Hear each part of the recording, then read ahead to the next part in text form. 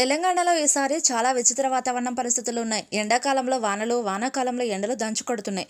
ఈ ఏడాది జనవరి చివరి వారంలోనే ఉష్ణోగ్రతలు గరిష్ట స్థాయికి చేరుకున్నాయి. ఆ తర్వాత ఏప్రిల్ నెలలో చాలా రోజుల పాటు ఎండలతో పాటు అకాల వర్షాలు కురిశాయి.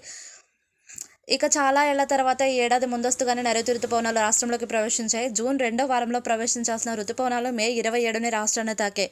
రోహిణి, కార్తెలో సాధారణంగా బీభత్సమైన ఎండలు ఉంటాయి. కానీ ఈసారి కార్తె మొదలైన నాటి నుంచి ఆకాశం మేఘావృతమై కనిపించింది. నైరుతి రాష్ట్రంలోకి ప్రవేశించిన 1-2 రోజులు రాష్ట్రంలో వర్షాలు కురిసినా ఆ తర్వాత బాణుడు తన ప్రతాపాన్ని చూపించాడు. గత 2 రోజులుగా రాష్ట్రంలో ఎండల తీవ్రత పెరిగింది. గరిష్ట ఉష్ణోగ్రతలు 36 డిగ్రీలకు పైగానే నమోదయ్యాయి.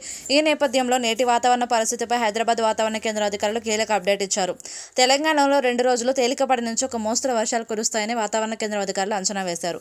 రాబోయే 3 రోజుల్లో గరిష్ట ఉష్ణోగ్రతలు సాధారణం కంటే 2-3 డిగ్రీలు తక్కువగా ఉండే అవకాశం ఉందని తెలిపింది.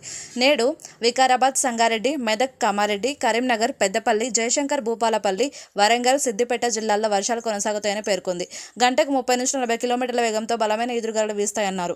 ఈ మేరకు ఆయా జిల్లాలకు ఎల్లో అలర్ట్ జారీ చేశారు. వర్షం కురిసే సమయంలో అత్యవసరం అయితేనే బయటకు వెళ్లాలని సూచించారు. పలు చోట్ల పిడుగులు పడే ఛాన్స్ ఉందని జాగ్రత్తగా ఉండాలని సూచించారు.